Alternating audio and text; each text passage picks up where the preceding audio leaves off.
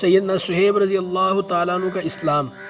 سیدنا صہیب رضی اللہ تعالیٰ عنہ بھی سیدنا عمار رضی اللہ تعالیٰ عنہ کے ساتھ مسلمان ہوئے۔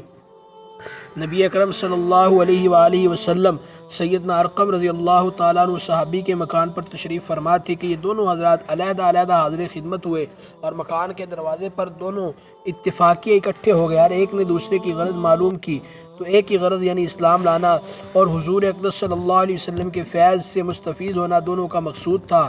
اسلام لائے اور اسلام لانے کے بعد جو اس زمانہ میں اس قلیل اور کمزور جماعت کو پیش آتا تھا وہ پیش آیا، ہر طرح ستائے گئے، تکلیفیں پہنچائی گئیں، آخر تنگ آ کر ہجرت کا ارادہ فرمایا تو کافروں کو یہ چیز بھی گوارا نہ تھی کہ یہ لوگ کسی دوسری ہی جگہ جا کر آرام سے زندگی بسر کر لیں، اس لیے جس کسی کی ہجرت کا حال معلوم ہوتا تھا اس کو پکڑنے کی کوشش کرتے تھے کہ تکالیف سے نجات نہ پا سکے۔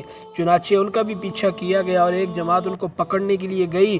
انہوں نے اپنا ترکش سنبھالا جس میں تیر تھے اور ان لوگوں سے کہا کہ دیکھو تمہیں معلوم ہے کہ میں تم سب سے زیادہ تیر انداز ہوں، اتنے ایک بھی تیر میرے پاس باقی رہے گا تم لوگ مجھ تک نہیں آ سکو گے، اور جب ایک بھی تیر نہ رہے گا تو میں اپنی تلوار سے مقابلہ کروں گا، یہاں تک کہ تلوار بھی میرے ہاتھ میں نہ رہے، اس کے بعد جو تم سے ہو سکے کرنا۔ اس لیے اگر تم چاہو تو اپنی جان کے بدلے میں اپنا مال کا پتہ بتلا سکتا ہوں جو مکہ میں ہے، اور 2 باندیاں بھی ہیں وہ سب تم لے لو۔ اس پر وہ لوگ راضی ہو گئے اور اپنا مال دے کر جان چھڑائی۔ اسی بارے میں قرآن پاک کی آیت وَمِنَ النَّاسِ مَن يَشْرِي نَفْسَهُ ابْتِغَاءَ مَرْضَاتِ اللَّهِ وَاللَّهُ رَءُوفٌ بِالْعِبَادِ نازل ہوئی۔ ترجمہ: بعض لوگ ایسے ہیں جو اللہ کی رضا کے واسطے اپنی جان کو خرید لیتے ہیں اور اللہ تعالیٰ بندوں پر مہربان ہے۔ حضور اقدس صلی اللہ علیہ وسلم اس وقت قباء میں تشریف فرما تھے۔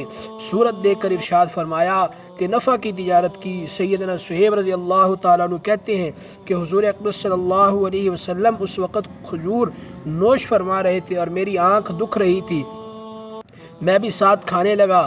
حضور اقدس صلی اللہ علیہ وسلم نے ارشاد فرمایا آنکھ تو دکھ رہی ہے اور کھجوریں کھاتے ہو؟ میں نے عرض کیا کہ حضور اس آنکھ کی طرف سے کھاتا ہوں جو تندرست ہے۔ حضور اقدس صلی اللہ علیہ وسلم یہ جواب سن کر ہنس پڑے۔ سیدنا صہیب رضی اللہ تعالی عنہ بڑے ہی خرچ کرنے والے تھے، حتیٰ کہ سیدنا عمر رضی اللہ تعالی عنہ نے ان سے فرمایا کہ تم فضول خرچی کرتے ہو۔ انہوں نے عرض کیا کہ ناحق کہیں خرچ نہیں کرتا۔ سیدنا عمر رضی اللہ تعالی عنہ کا جب وصال ہونے لگا تو انہی کو جنازے کی نماز پڑھانے کی وصیت فرمائی۔ سبحان اللہ۔